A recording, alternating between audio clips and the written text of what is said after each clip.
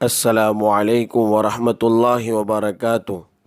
ابھی رمضان المبارک چلا گیا ہے، تو کیا اب ہم رمضان المبارک میں جو عبادتیں، جو ریاضتیں اور بندگی کیا کرتے تھے، رمضان چلا گیا تو وہ عبادتیں اور ریاضت اور بندگیاں بھی چلی گئی؟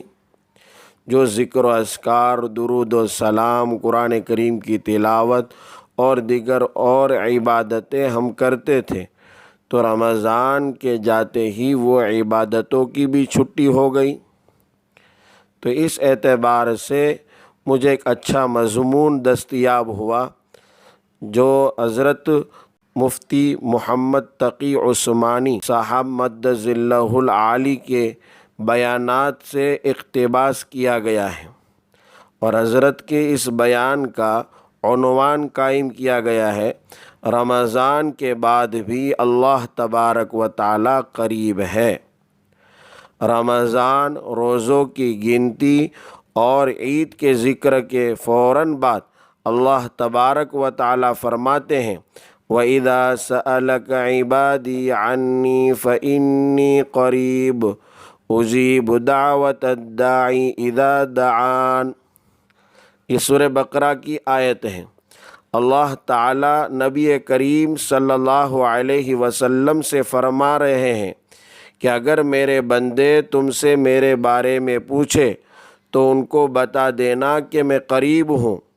جب کوئی بھی پکارنے والا مجھے پکارتا ہے تو میں اس کی بات سنتا ہوں، اس کی دعا قبول کرتا ہوں۔ بظاہر اس ترتیب میں اس طرف اشارہ ہے کہ یہ مت سمجھنا کہ رمضان گیا تو اللہ میاں بھی گئے اور اللہ تعالیٰ کے ساتھ تعلق بھی گیا اور اللہ تعالیٰ کی عبادت بھی گئی، اللہ تبارک و تعالیٰ کا قرب بھی گیا، ان سے دعائیں مانگنے کا جذبہ بھی گیا، بلکہ اللہ تعالیٰ فرما رہے ہیں کہ میں تو تمہارے قریب ہوں، چاہے رمضان ہو چاہے غیر رمضان ہو، تمہاری دعائیں سنتا ہوں۔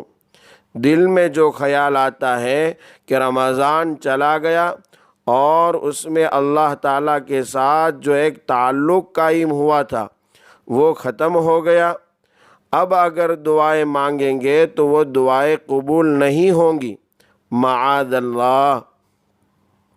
یا اب ہم اللہ تعالیٰ کی طرف رجوع کرنے اور اللہ تعالیٰ سے اپنا تعلق برقرار رکھنے کا اس درجہ اہتمام نہیں کرنا چاہتے جتنا کہ رمضان میں کرتے تھے، تو اس غلط فہمی کا فوراً ازالہ فرمایا کہ جب میرے بندے میرے بارے میں پوچھے تو کہہ دینا کہ میں قریب ہوں۔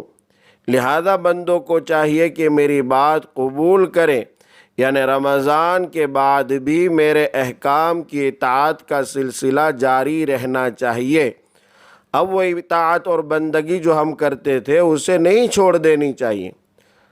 جو تلاوت کرتے تھے، جو ہم ذکر کرتے تھے، درود و سلام پڑھتے تھے، نوافل پڑھتے تھے، رات میں جاگتے تھے اور خوب عبادتیں ہوتی تھی، تہجد کی پابندی کی، تکبیر تحریمہ کی پابندی کی، اور دوسرے جو ہم نے فرائض اپنائے اور احکامات زندہ کیے اور نبی کریم صلی اللہ علیہ وسلم کی سنتیں زندہ کی، تو رمضان کے بعد بھی میرے احکام کی اطاعت کا سلسلہ جاری رہنا چاہیے، اور مجھ پر ایمان رکھے کہ اللہ تعالی ہمارا خالق و مالک ہے، پروردگار ہے، اور وہ ایک ہے اور اس کے تمام احکام واجب الاطاعت ہے۔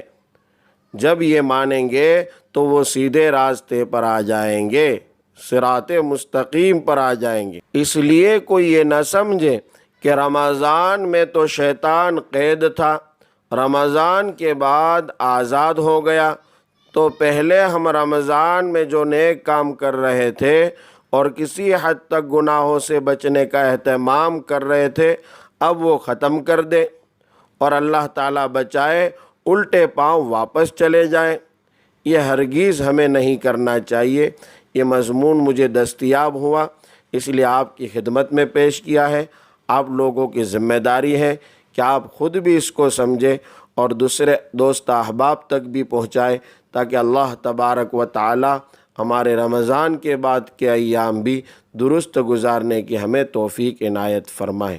وآخر دعوانا ان الحمد للہ رب العالمین۔ مولانا فیروز احمد تازمی، طبیانہ